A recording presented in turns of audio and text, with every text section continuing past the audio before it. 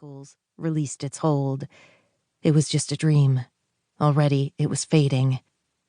Tave listened to the sound of their pounding heart, waiting for the rhythm to slow, proof that they were human. Tave closed their eyes against the pain of sudden brightness, but it was too late. Already, a headache was spreading through their temples and pushing into the corded muscles of their neck. They switched off the light and lay back down, opening their eyes to the dark. In the distance, sirens sang out, the clear, sharp pitch breaking through the dull roar of engines that never ceased.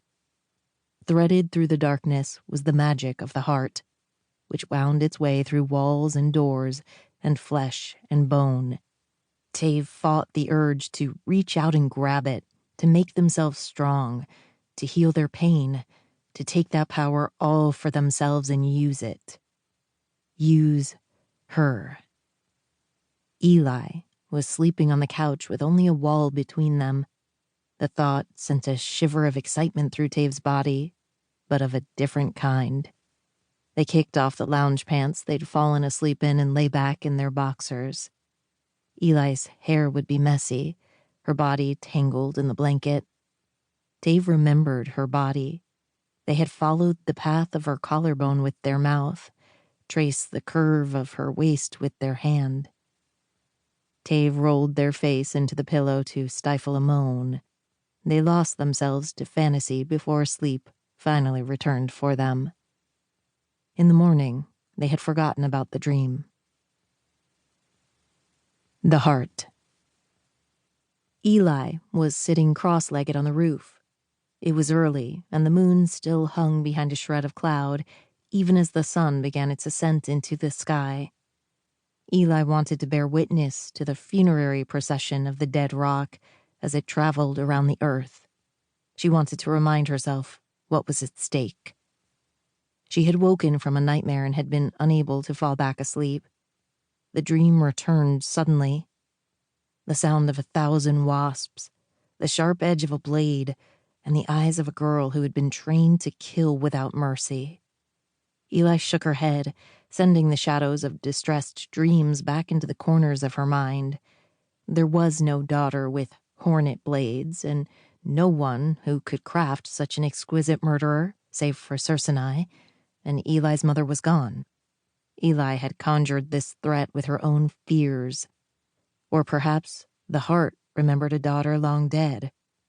Eli was struggling to keep her memories separate from those of the heart that possessed her. They flowed together like mercury. Eli watched the moon fade from the sky. There would be no justice for the moon or the remnants of its people, the ghosts that Eli had once hunted through the streets below. It was too late for that world, but not for this one. The earth could still be saved. There was still time.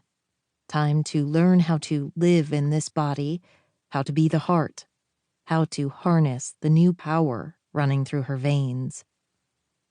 Only a few days had passed since the confrontation in the Coven, and Eli was still learning the shape of her new body.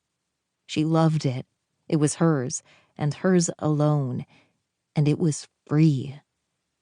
But sometimes it flickered in and out of existence, and now she could see magic everywhere, the world bursting into colors and light unexpectedly, not just when she switched to her magical pure black eyes. Eli had grown up in a world of magic, but being able to see its threads, tendrils, shoots, leaves, feathers all at once, this was something else entirely. The constant movement and color gave her migraines.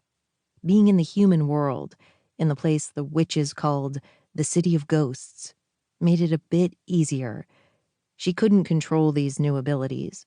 They seemed to come and go at random.